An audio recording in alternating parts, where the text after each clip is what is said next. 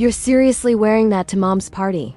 My sister-in-law laughed, loud enough for everyone at the long candlelit table to turn and stare at me. The clink of silverware stopped. Someone near the end whispered, just loud enough to slide over the soft music. She actually thought she belonged here. My face burned as I pulled my simple blue dress over my knees, wishing I could disappear. Then the waiter set the big frosted cake in the center, and I saw it. Every name carefully written in perfect chocolate script. Every single one except mine. I'm Jessica Monroe, 34 years old, and that night was when I finally understood exactly where I stood in my husband's family. I'm a public school art teacher in Chicago. I spend my days in a paint-splattered classroom, helping restless kids find some kind of peace in colors and shapes. Then I go home to a world of marble floors, designer handbags on chairs, and people who think art is just something you buy to match a couch. I married into that world, but I was never really part of it. For years, I tried to fit in. I learned their favorite wines, laughed at their jokes about starving artists, and squeezed my feet into cheap heels so I wouldn't, to look out of place at their fancy dinners. They'd pat my shoulder and say, "At least you're doing what you love," with that little twist of a smile that told me they didn't respect me at all. Still, I held on to something they couldn't see. I wasn't rich. I wasn't glamorous. I was tired and hurt, but I wasn't done. Every time they pushed me down, I stood back up. I didn't have their money, but I had something stronger. I knew how to keep going when things got ugly and still protect the part of me that dreamed. My mother-in-law's birthday was at this very expensive restaurant downtown, the kind that smells like grilled steak, butter, and heavy perfume. I was late because one of my students had a meltdown over a drawing he'd worked on all week. I stayed until he calmed down. By the time I arrived, everyone was seated at the long white table, glasses shining under the lights. I changed in the school bathroom into my best blue dress. It wasn't designer, but it was clean, pressed, and it made me feel calm. Kelly looked me up and down and said, "You're seriously wearing that to Mom's party?" A couple of cousins smirked. I sat beside my husband and felt how stiff he was next to me. "You look fine," he muttered, eyes on his plate. During dinner, my mother-in-law raised her glass and said she wanted to thank all the family members who make me proud. She called out her lawyer son, her influencer daughter, her brother who built himself from nothing. She skipped my name like I wasn't even there. Then she added, "And some people here still paint for pennies, but at least they're happy." Everyone laughed softly. When the cake came, it was beautiful, thick with frosting. Each slice had a neat chocolate tag. To Mom, to my rock, to the boss. My plate arrived plain, just frosting. No name. "Oh," Kelly laughed. "Must have been an oversight. Maybe next year if she's still around." No one spoke up for me. No one even said my name.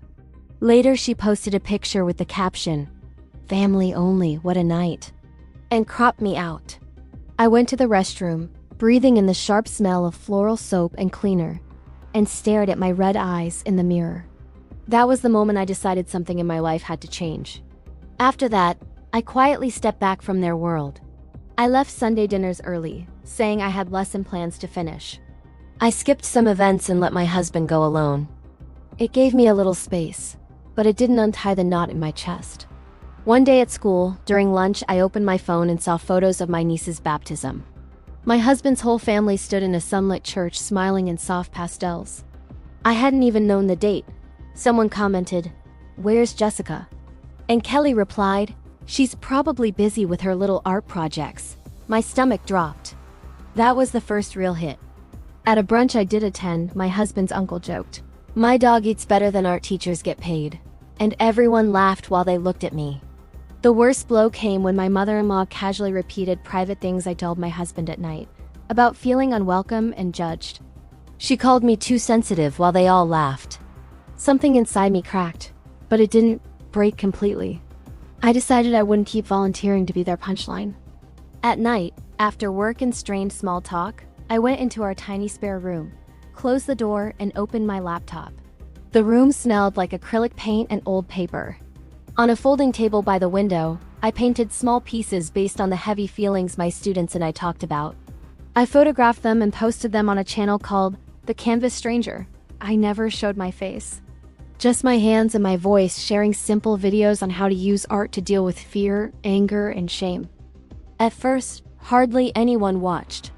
Then slowly, views and comments started to grow. Strangers wrote things like, "This helped me stop crying tonight," and "My child finally opened up after we watched this." Thousands of people knew my work and my voice without knowing my real name. My in-laws had no idea. My childhood friend Tara, who ran a local community center, recognized my voice one day.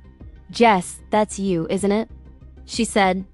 When I admitted it, she didn't laugh. She said, "Do you know how powerful this could be for our kids?" With her help, we planned an art event at the center, built around the canvas stranger and the children's work. A local news site picked up the story, calling it a project that helped kids heal through art. At a family dinner, my in-laws mocked that same article, calling the artist some random person who paints feelings. They didn't know they were talking about me. A few weeks later, I got a package at school. Inside was an official invitation from the mayor's office, inviting the canvas stranger, by name, to be honored at a public art charity event at Tara's community center. And there it was in print, featuring artist Jessica Monroe. On the night of the event, the community center was lit with string lights. Kids' drawings and my paintings covered the walls. The sponsor was a friend of my in-laws, so of course my husband's family showed up. I stayed backstage while the host welcomed everyone and started a short video about the canvas stranger. Clips of my hands moving across canvas, kids painting storms and bright skies, words on the screen about turning pain into art. At the end, in big letters it said, "Created by Jessica Monroe." The room went silent, then people gasped. The host called my name, and I walked out on stage. I saw my in-laws in the crowd, frozen. This time I wasn't shaking. I took the mic and said, "They told me art wouldn't lead anywhere. They said it wasn't a real future. But art gave me something money can't. It gave me freedom from needing anyone's approval." The mayor shook my hand and thanked me for helping kids find their voice. The audience clapped hard. Kelly stared at me and stammered, "You're that artist?" I met her eyes and said, "Yes, the one you said would never belong." After the event, I didn't walk over to them. I spent my time with the kids, showing them their paintings on the wall like real gallery pieces. Later, outside in the cool night air, my husband whispered, "I'm sorry. I should have defended you." I looked out at the city lights and said, "You didn't have to believe in my success. You just had to believe in my worth." Now, with the support that came from that event, I run art sessions full-time for kids who need a safe place to put their pain. My in-laws haven't turned into saints, but they're no longer the center of my story.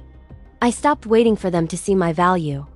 Sometimes the strongest way to answer disrespect isn't shouting back.